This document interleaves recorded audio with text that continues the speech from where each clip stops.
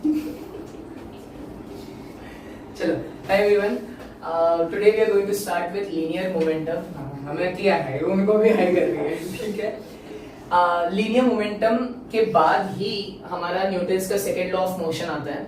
But what will do, पहले ये section में हम linear momentum, change in momentum and rate of change of momentum, सब लोग मेरे साथ रिपीट करेंगे। 3 चीजें पढ़ने वाले हैं। पहला linear momentum, change in momentum, rate of change of momentum. ये क्लियर है? और मोशन इन 1D का 1-2 चीजें यहाँ पे इंक्लूड होने वाला है। तो चलो वापस से एक क्लास बार रिपीट करते हैं। क्या क्या पढ़ने वाले? 3 चीज। पहला linear momentum, change in momentum, rate of change in momentum, या rate of change of momentum, या फिर rate of change in momentum.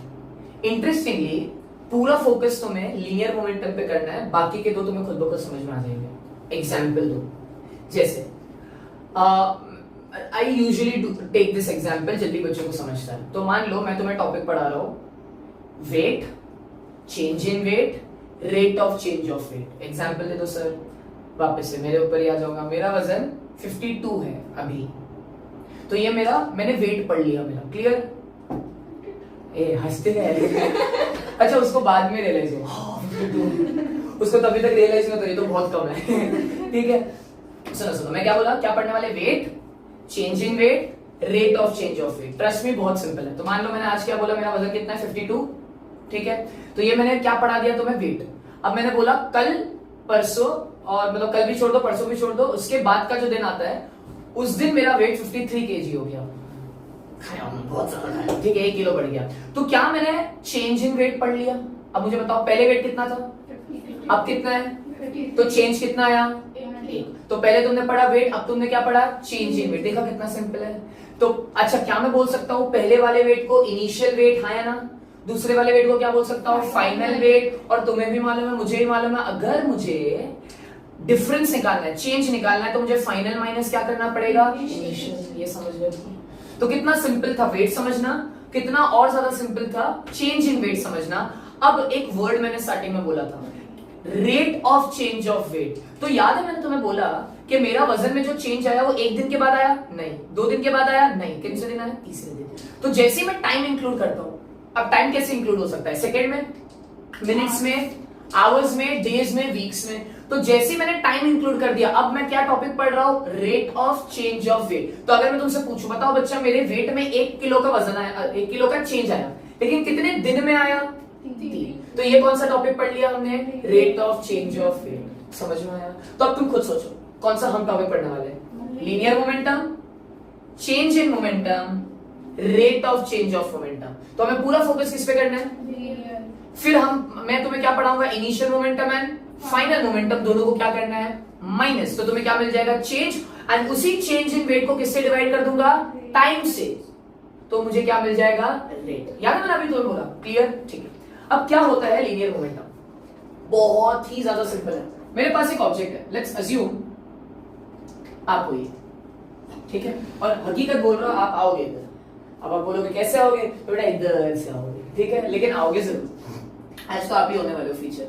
अब मुझे एक बात बताओ, इस ऑब्जेक्ट के पास कुछ हो ना हो, मास तो पक्का होगा? अरे होगा ना यार, अगर ये दुनिया में एग्जिस्ट कर रही है ना, तो इसका मतलब इसके पास मास है पक्का, ठीक है। हंसते क्या बीच में? अभी मुझे एक बात बताओ, क्या आप मूव कर रहे हो अभी? नहीं। क्या मैं बोल सकता हूं आपके पास कोई वेलोसिटी नहीं है? अच्छा, याद है मैंने बोला तो 2 टाइप की वेलोसिटीज होती है, एक होता है इनिशियल वेलोसिटी, एक होती है फाइनल वेलोसिटी। लेकिन अगर मैं इन जनरल वेलोसिटी की बात करूं तो मैं किससे रिप्रेजेंट करता हूं? v से। हाँ, 2 वेलोसिटीज की बात करूंगा तो मुझे u और v लिखना पड़ता है, लेकिन अगर मैं इन जनरल सिर्फ एक वेलोसिटी की बात करूं तो मैं क्या लिखता हूं? v।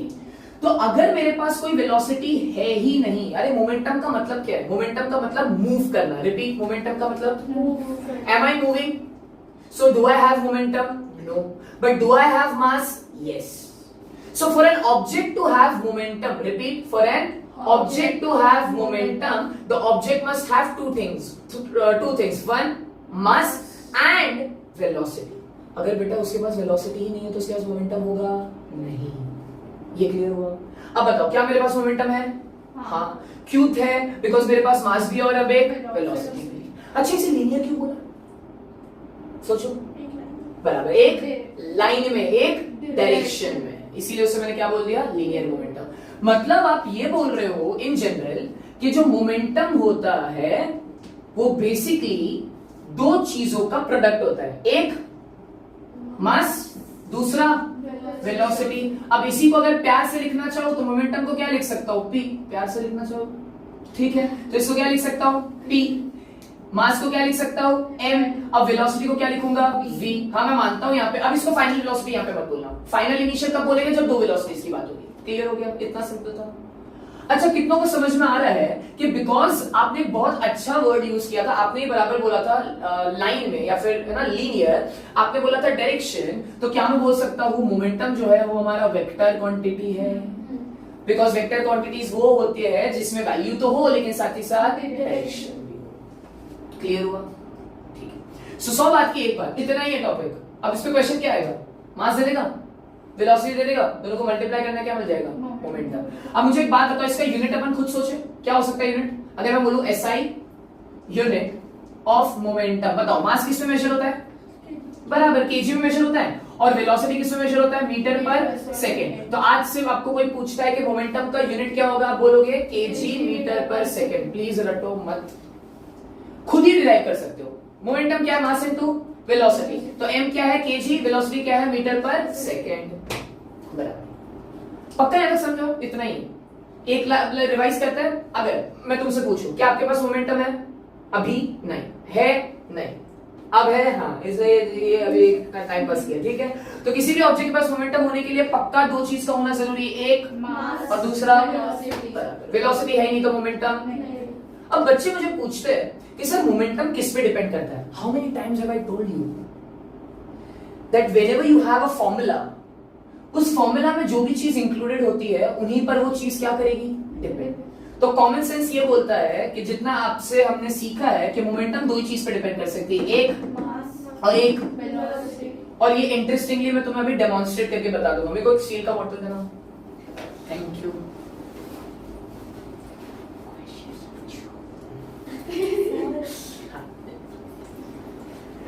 एक पेन देना, थैंक यू। अभी सुनो ध्यान से, इधर इधर इधर इधर चल सुनो। अच्छा तू आजा, जल्दी जल्दी जल्दी आजा, जल्दी आजा जल्दी। नहीं चीटिंग नहीं है, रुक जा। अभी सुनो, मेरे पास यहाँ पे दो ऑब्जेक्ट्स है, ठीक है, बराबर। अभी एक सिंपल सा डेमोन्स्ट्रेशन करते हैं। पहले मैं बताऊंगा मोमेंटम कैसे डिपेंड करता है, वेलोसिटी पे या फिर मास पे। चल ठीक है, तेरा इसका सुन ले।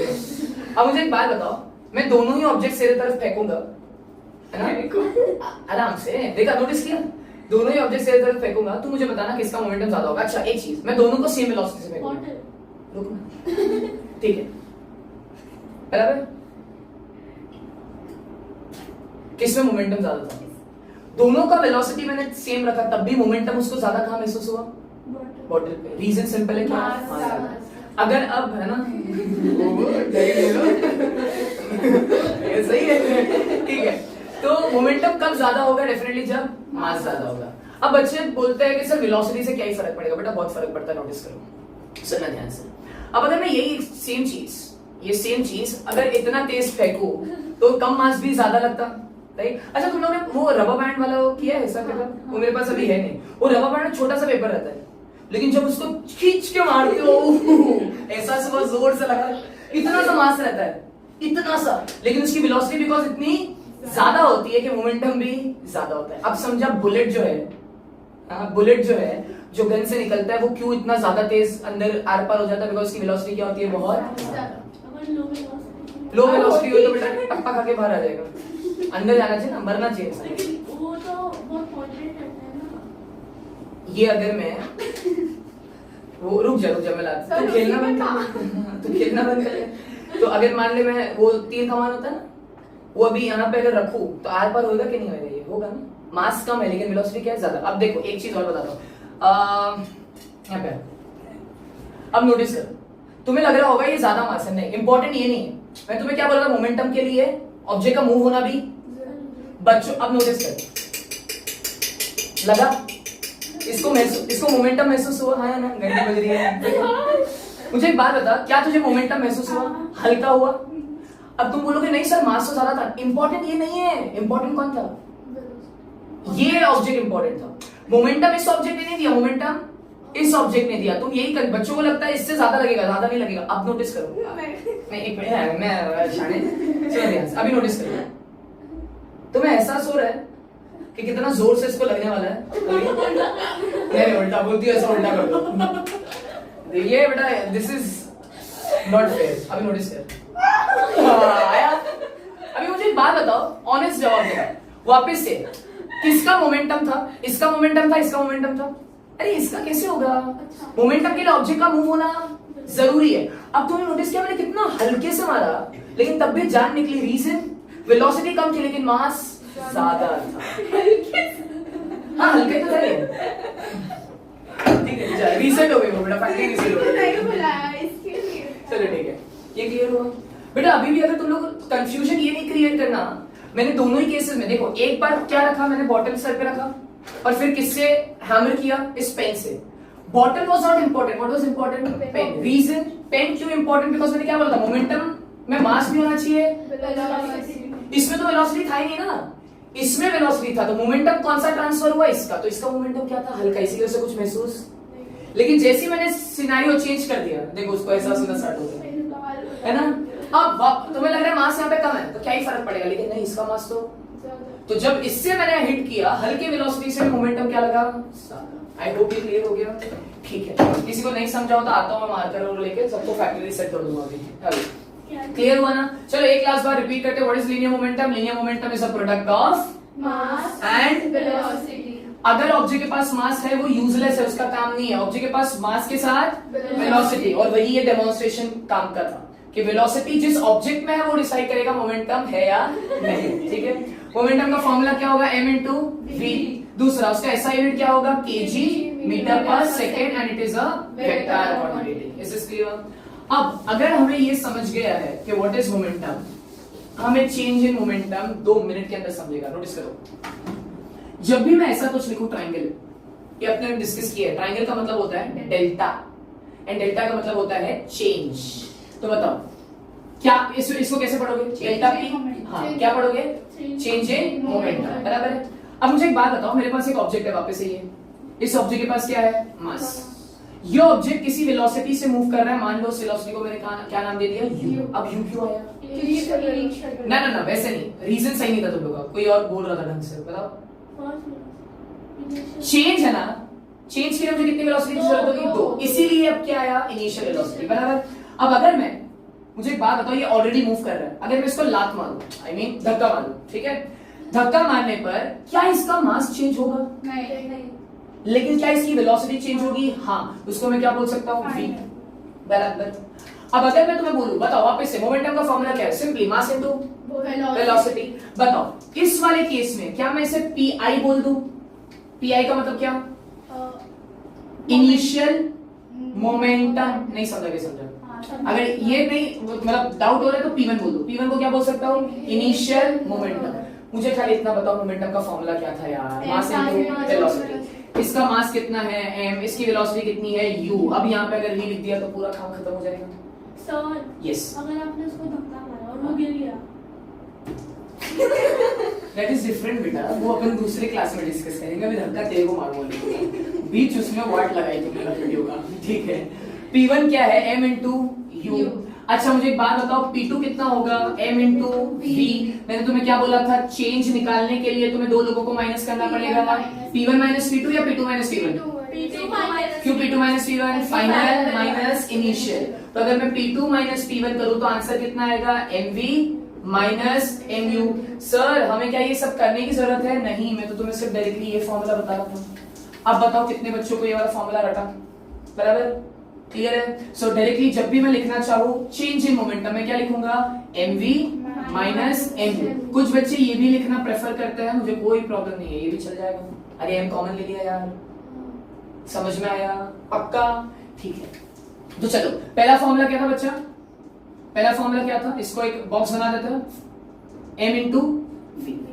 क्लियर हो गया?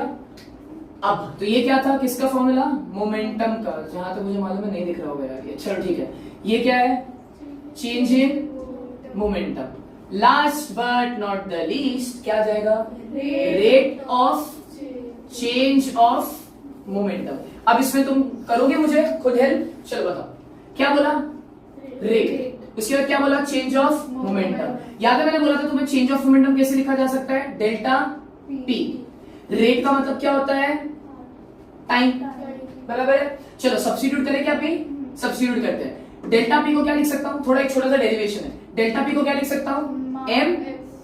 ये भी लिख सकते हो, ये भी लिख सकते हो। तो क्या लिखूंगा? एम ब्रैकेट में वी माइनस यू अपॉन ये क्या आ जाएगा? टी। एम अपनी जगह पे है ना?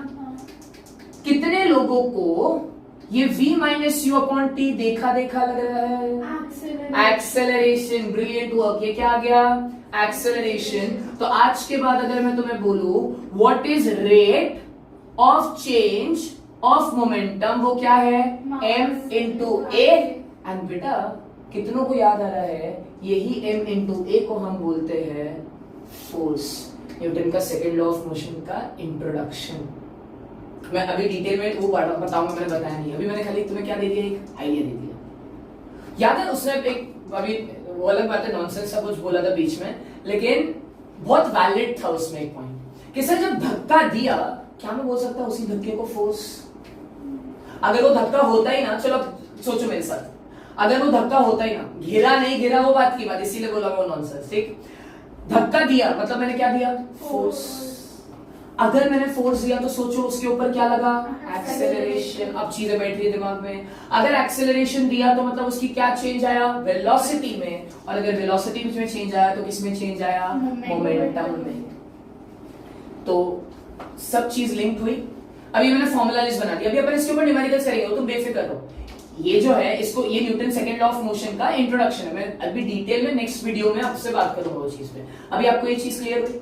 अगर मैं आपको फॉर्मूला वापस से रिवाइज करने बोलूं तो करोगे? चलो मेरे साथ यहाँ पे देखो मत। चलो पहला P इज इक्वल्स टू, ये कब यूज होगा? जब नॉर्मल मोमेंटम की बात चल रही है। P क्या बच्चा? M क्या है? V क्या है? Velocity at any instant. अभी ये फाइनल इनिशियल नहीं है, करेक्ट। अगर मैं तुम्हें बोलूं चेंज इन मोमेंटम तो क्या लिखोगे? mv। ये भी लिख सकते हो, जिसको ये प्रेफरेबल है ये भी लिखो, कोई प्रॉब्लम नहीं है, एक ही चीज है। ठीक, तो ये क्या हो गया? Change in momentum. नेक्स्ट बताओ क्या आएगा? ये पहला फॉर्मूला इंपॉर्टेंट, ये दूसरा वाला, ये हटा ही दो ना यार, हटा दो ये। ठीक है, चलो नेक्स्ट वाला बताओ क्या लिखूंगा बच्चा? Rate of change of momentum. क्या लिख सकते हो उसे? M v minus u upon t. वो सही बोल रही है पहले में उसने कि अब बार बार ये लिखने की जरूरत नहीं है, डायरेक्टली क्या लिख दो बच्चे? एम ए, और उसी को हम क्या बोलते हैं? एफ। तो एफ के दो फॉर्मूला आ गए। अब यहां से देख सकते हो एफ का पहला फॉर्मूला क्या आ गया? Delta P upon delta T, sorry delta P upon T, और एफ का एक फॉर्मूला क्या आ गया? एम। तो जितने फॉर्मूला, और ऑनेस्टली बोलो तो मैं द बेस्ट पार्ट, अगर मोशन इन 1D के क्लासेस याद हो तुम्हें, अपन जब रिवाइज करेंगे वापस से, मैंने तुम्हें फ्री विल दिया था कि तुम्हें एक बार फॉर्मूला अगर याद हो गया, तुम्हें अगर एक बार कॉन्सेप्ट समझ गया मुझसे, तुम चाहे वो फॉर्मूला लगा के आंसर लाओ, तुम चाहे दूसरे तरीके से लाओ, आंसर आना चाहिए, कॉन्सेप्ट समझ में आना चाहिए। यहाँ पे भी वही है।